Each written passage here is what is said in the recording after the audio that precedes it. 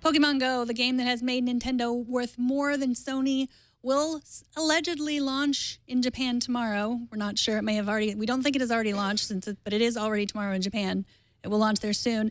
The game also will have its first sponsored location, McDonald's. Lauren, you've been a huge Pokemon fan even before Pokemon Go, even when it was not cool to be a Pokemon fan. What are your thoughts on the game's explosion? Well, I think that it's really a testament to the impact that Pokemon has had, particularly, I would say, on my generation. The original Pokemon came out in 1996, Pokemon's Red and Blue. I had Red, Team Charmander all the way. But I played it. You know, I think that kids used to get caught up in the card game. They got caught up in the anime. It was a huge cultural touchstone, I think, for people in my immediate age group on up, probably. I would say like a good 5 to 8 years in either direction.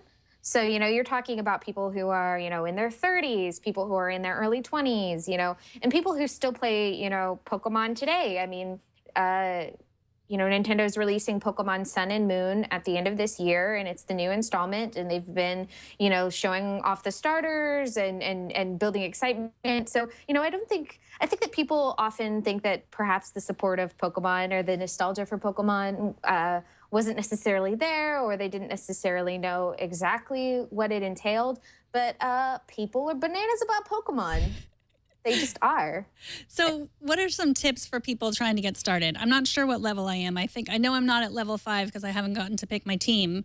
And now maybe you're convincing me to pick the other team that I was told to pick. So I have to think about that. Oh. But what are some tips for someone who's just getting started? Sure. So the important thing to know is that you have an opportunity to pick your starter Pokemon. You get Charmander, Bulbasaur, and Squirtle.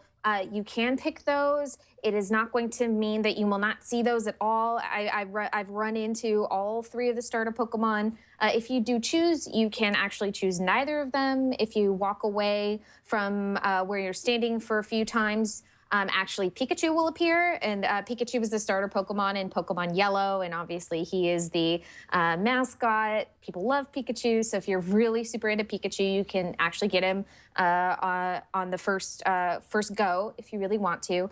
The important thing about Pokemon Go is to experience it, walk around, to stop at all the Pokestops, make sure that you get into the habit of sort of spinning the signs and doing that. And the thing that I really learned when I started playing is that a lot of just garbage Pokemon are going to show up. Just Pokemon you're not interested in catching. You're like, I've seen a Pidgey like 40 times. I want nothing to do with this Pidgey. I just want it to go away. This is actually counterintuitive. Make sure you catch all those Pokemon because they're going to be really important if you ever want to evolve your Pokemon or level them up or make them stronger. Just keep catching them, and the great ones will come. The Pokemon that you are able to catch actually expand as you level up. So you'll be able to catch better Pokemon. You'll be able to catch stronger Pokemon over time. So don't get discouraged if you're just like drowning in a sea of Zubats and you're like, this is so awful. How am I supposed to all I want is a Venusaur. Like, you'll get there. You'll get there. It's sort of a good metaphor for life, right? Like your first couple of jobs might be Pidgeys and Xenophore. Wait, Xenophore is good or bad?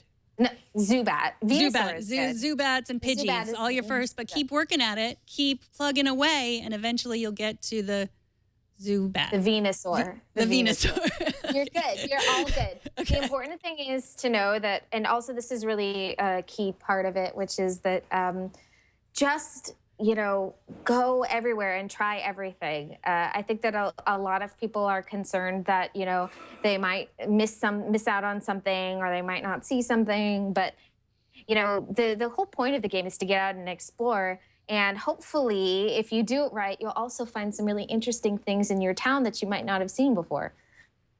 So do you recommend the various things you can see online, the hacks, like for hatching eggs? Like there was one on Tech Insider where you can put your phone on a turntable and spin it. You don't support those? I am a purist. I don't like cheating very much. I was one of the kids who didn't own a Game Genie. That's like not my thing. But if you're really interested in min-maxing your game, sure, do you, do whatever you need to do. But I think that it's really important that you play the game the way that you want to be, if you want to play the game, and just explore. And that's really the best part about Pokemon is finding new and interesting monsters that you haven't seen before. Okay, so you don't judge, but you don't support that.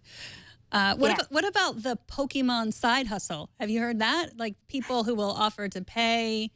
What do you think of that? Pay me and I'll go running with your phone to hatch your eggs.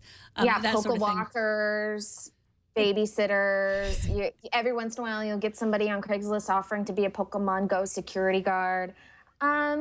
It's one of those things where if you're really that person, if you're gonna spend like $1,000 on Candy Crush, or if you're going to, try to min-max your way through a game like, Diablo or an MMORPG, everybody has their own style, and I'm super boring. I just like to follow the rules. I'm sorry. I just enjoy it for the experience. But, I think that there's no right or wrong way to do it.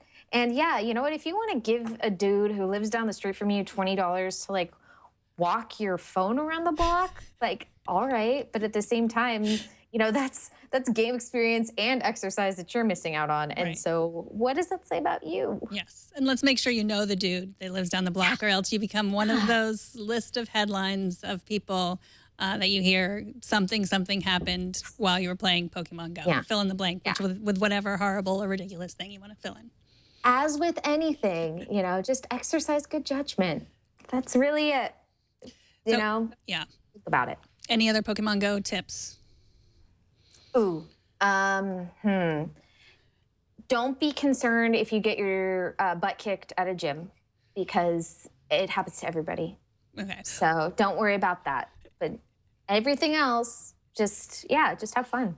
Well, I have to say that you tweeted about the actual gym last week, I think, and I read it a couple times over and over again. I was like, she's talking about a real gym, not a Pokemon gym. I got it. Yeah. So you got to be careful with the word gym these days. I know, yeah. I thought people got a little bit confused too, but yeah, I actually go to the regular gym and I go to the Pokemon gym next to my regular gym. I actually have my roommate, his gym and a Pokemon gym are the same. His gym is a Pokemon gym. Well, I think too much. I think our gym here in Petaluma also is the same, which is good. That's good. It's a Pokestop. It's a Pokestop. Okay, sorry. Anthony, our technical director, Pokemon expert, only second to you, says it's a Pokestop, not a gym. Yeah, it's totally fine. But people were really confused. And then I had to tell them, no, I just go outside and get exercise sometimes.